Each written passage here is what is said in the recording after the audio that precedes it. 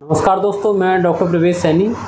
आज की इस वीडियो में हम नवजात शिशुओं की जो गर्भनाल होती है, जो नाभि होती है, जिसको अम्बिलिकल कॉर्ड बोलते हैं, कॉर्ड का पकना यानी कि उसमें इन्फेक्शन हो जाना, उसमें से पस आ जाना, उस पर हम चर्चा करेंगे।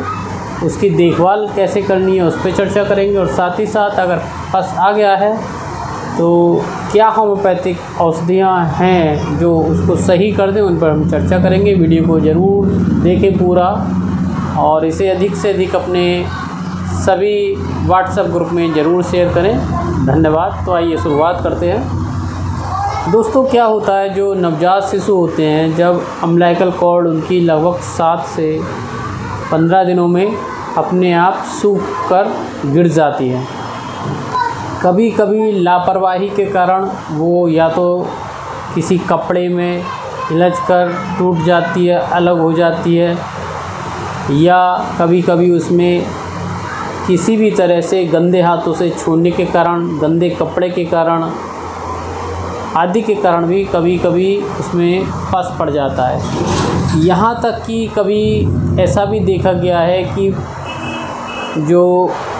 जब हम पढ़ा करते थे अपने कॉलेज में, उसमें बताया जाता था कि लोग जो गांव में डिलीवरीज होती हैं, तो जब अम्बिलिकल कॉर्ड स्टम्प किया जाता, उसको काटा जाता, तो उसके ऊपर मिट्टी लगा दिया करती थी दाइयाँ। तो इसके कारण क्या होता है, जो मिट्टी का इन्फेक्शन है वो कभी कभी इतना सीरियस हो जाता था कि बच्चे की असामयिक मृत्यु भी हो जाती थी। तो ऐसा नहीं करना चाहिए, चाहे वो किसी भी दूरस्थ ग्रामीण क्षेत्र में डिलीवरी हुई हो बच्चे की जो कॉर्ड है, चूँकि वो अंदरूनी अंगों से डायरेक्ट जुड़ी रहती है, जिसके कारण जो इन्फेक्शन है, बाहरी वातावरण, गंदगी, वो डायरेक्ट बच्चे के शरीर में प्रवेश कर सकता है। कीटाणु जो होते हैं, बैक्टीरिया, वो डायरेक्ट शरीर में जा सकते हैं। अब हमें किन बातों का विशेष ध्यान रखना है कि हमेशा बच्चे की कॉर्ड को आप ध्यान रखें कि गंदे हाथों से ना छुएं, और जो उसके डायपर वगैरह हैं, वो कभी गंदे डायपर जब आप उतार रहे हैं, ध्यान रखें कि वो कॉर्ड को टच ना करें, विशेष ध्यान रखना चाहिए। और कभी भी पानी, यानी कि जब तक वो गर्भनाल सूख कर गिर ना जाए, बच्चे को बाथ या किसी भी तरह की ऑयल मसाज नहीं करनी चाहिए।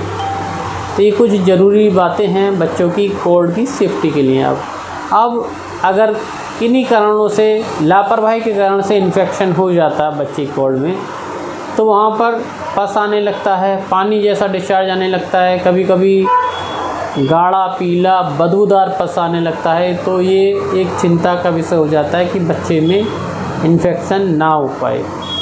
कभी कभी इन्फेक्शन इतना सीरियस हो जाता है कि बच्चे की नाभि के आसपास का जो मसल्स हैं, स्किन है, वो लाल पड़ जाती है, सूज जाती है, उसमें दर्द भी होता है, बच्चा रोता रहता है। तो हमें विशेष ध्यान रखना चाहिए। ऐसी स्थिति में तुरंत डॉक्टर को बच्चे को ज़रूर दिखाना। डॉक्टर उसमें जो भी प्रॉपर एंटीबायोटिक ट्रीटमेंट है वो चलाएंगे। अब बात कर लेते हैं हम होम्योपैथिक दवाई के बारे में। अगर बच्चे की गर्भनाल में पस आ रहा है तो आप होम्योपैथिक डॉक्टर को भी दिखा सकते हैं, और उनसे सलाह लेकर जो भी दवाई वो बताएं वो आप चला सकते हैं। क्योंकि कभी कभी बहुत हल्का इन्फेक्शन है, डॉक्टर एंटीबायोटिक चलाएं, उससे बेहतर होम्योपैथिक ट्रीटमेंट चलाएं, क्योंकि होम्योपैथिक में जो दवाइयां हैं वो इम्यूनिटी पर असर नहीं डालती हैं। एंटीबायोटिक्स जो होती हैं बच्चे के लिए वो थोड़ी सी अनसेफ होती हैं। तो ऐसी स्थिति में दोस्तों, होम्योपैथी की दवा साइलेंसिया 30, अगर पस आ रहा है, पीला पस आ रहा है, तो बहुत अच्छी काम करती है। एक दवा है दोस्तों, हिपरसल्फ 30। हिपरसल्फ 30 में जो नाभि के आसपास का एरिया थोड़ा सूजन हो जाती है, छूने पे भी बच्चा दर्द करता है, रोता है, तो उसमें हिपरसल्फ 30 देनी है। एक कंडीशन ये हो जाती है कि बहुत ज़्यादा पीला पस आ रहा है, हरा सा पस आ रहा है, तो उसमें आप कैलकेरिया सल्फ 30, ये तीनों दवाएं डॉक्टर की सलाह से ही लें तो ज़्यादा अच्छा है। डॉक्टर को दिखा के ही दवा लें, क्योंकि पस का आना ये एक सीरियस इंडिकेशन होता है। बच्चे के अंदरूनी अंगों में इन्फेक्शन ना हो, समय से इलाज मिल जाए इसलिए हमेशा डॉक्टर से संपर्क ज़रूर करें। ये केवल एक जानकारी के लिए हमने वीडियो बनाया है कि आप बच्चे की कॉर्ड की किस तरह से सावधानी पूर्वक उसका ख्याल रखें, क्या क्या सावधानी आपको रखनी है ताकि इन्फेक्शन ना हो।